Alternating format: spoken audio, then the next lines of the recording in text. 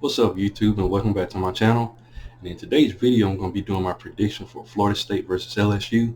But if you haven't, please like, share, and subscribe to the channel. And by doing so, it really helps out my channel and it helps me grow as a content creator. This is another fun matchup. You got two blue blood teams in FSU and LSU, and it's going to be exciting to see. We got a chance to see Florida State in week 0. They played against Duquesne, and they pretty much had their way with them. I got a couple of stats on a couple of guys. Of course, at quarterback, they got Jordan Travis. I think he threw for like 200 some yards. He didn't really do too much passing this game. FSU pretty much, ran the ball the majority of the game. Speaking of running the ball, they got running back Trayshawn Ward, who had 127 yards and 2 touchdowns. Then they had Lawrence Tofili, I might pronounce his name wrong. He had 101 yards with 1 touchdown. And then Trey Benson had 105 yards with 1 touchdown. So like I said, Florida State just ran the ball at will. They looked pretty good, guys, establishing the run and stuff like that. So that's good. And at wide receiver, they got Micah Pittman. Like I said, he had 4 receptions for 44 yards. Kentron Hodier had 4 receptions for 84 yards. And Johnny Wilson had 1 reception for 51 yards. So like I said, they didn't do too much passing this game. And one thing I noticed about Johnny Wilson, if I'm not mistaken, I thought it said he's 6'7". That's a huge wide receiver. So that's a freak right there. But like I said, Florida State offensively just ran the ball and was very successful doing it all game, and it looked pretty good, guys. And on defense, they have some guys. They have defensive end Derek McClendon. They have Jared Verse, who had a sack. He was wrecking havoc out there in the game. They got Fabian Lovett at defensive tackle. Nose tackle, they got Robert Cooper.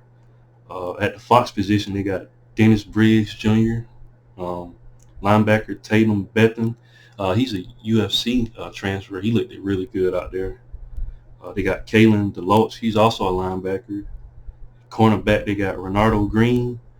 He was batting down passes, really good cornerback. Definitely be watching him. And then they also had safety Jamie Robinson, the leader in the back end in the secondary. So Florida State got a squad, and it's definitely going to be a game, them going to LSU and playing them. And I'm going to switch over to LSU. They have 2 quarterbacks. Not sure either one of them has been named yet, but they have Jayden Daniels. He's a quarterback from ASU, Arizona State Sun Devils. He's primarily a running quarterback. I'm not too sure how good he is as far as passing the ball. From the stats I saw, they wasn't, eye-popping. It was kind of bad, but he's definitely a running quarterback, and he adds that element to their offense. But Garrett Nussmeier, he's basically, he's the thrower to, Jayden Daniels being the runner. So more than likely, it's probably going to be Garrett Nussmeier to start, but I think Jayden Daniels is more athletic. He brings more to the offense. So then at running back, they got John Emery, but if I'm not mistaken, I think he's suspended. So to back him up, they got Noah Kane. He's a transfer from Penn State. He had a great freshman year, but I think in 2020, 2021, I think 2020 he was hurt. And then in 2021, I think he had a hard time getting back to, up to speed and everything like that. But he's definitely a player to look out for. Then they got Armani Goodwin.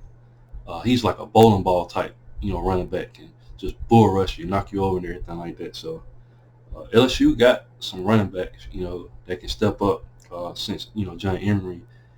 I don't know if he's going to be suspended for this game or not, but that's the last thing that I saw on him, that he was suspended. So they got 2 capable backs to step up for him. And interesting thing that I saw about LSU's O-line, they got a lot of new faces, but they're actually going to start a freshman at offensive tackle in Will Campbell, and dude is 18 years old, so that's huge for him to be able to get the start. But it makes me wonder, will we be ready? It's tough in the college football world, and we'll just have to see how the O-line does in this game. And a strength for LSU is going to be the wide receivers. Of course, they got Kayshon Boutte. He's probably going to be the leading receiver. They got Besh. I'm sorry, Brian Thompson Jr. If I'm not mistaken, he's 6'4", very physical guy. They got Malik Neighbors. They just loaded at wide receiver, and that's definitely going to be their strength on offense this season. And on defense, they got Matt House from the Kansas City Chiefs. Guy with NFL experience. I think he runs a multiple, like either 3-4 or 4-3. I think he does multiple, so he goes back and forth. LSU's defensive line is going to be a strength this season, guys. They got some dogs on defensive line. It's going to be interesting to see what he does with them. He has, on the D line, he has Mason Smith, Jacqueline Roy, Ali Gay, BJ Ojulari. Like I said, these guys are studs. Expect LSU's defensive line to be really, really good. Man, linebacker, they got Mike Jones. He's a redshirt junior, so this has got to be in the system. Cornerback, they got Greg Brooks, Sage Ryan, talented player that we was trying to get. He was a highly recruited recruit. And Sage Ryan, really good guy, talented player. They got Jarrett Bernard Converse, another guy that they got from the transfer portal. They got Seven Banks from Ohio State. Like I said, you already know that LSU, the cornerback position, is just going to be, a problem. They're always good. Then also at safety, they got Jay Ward. So, like I said, very, very talented safeties. And just cornerbacks, just defense are all, LSU has a very, very good defense. And with Matt House running the plays, it's going to definitely be something to look out for. With all that being said, though, if I had to give a prediction for the game, like I said, LSU is the unknown. We don't know what they're going to actually put on the field. We have tape on Florida State, and they was able to run the ball the whole game, but I understand that's against, Duquesne. So, that remains to be seen what they're going to do against a team that's on their level, or might even be more talented, across the board. And if I had to give a prediction, I think the score would be 28-20 for LSU. Florida State got to go to Baton Rouge, and it's a tough place to play. I just think LSU is more talented. I think the wide receivers are going to give Florida State problems, and then if they can establish the run, it's going to get dangerous.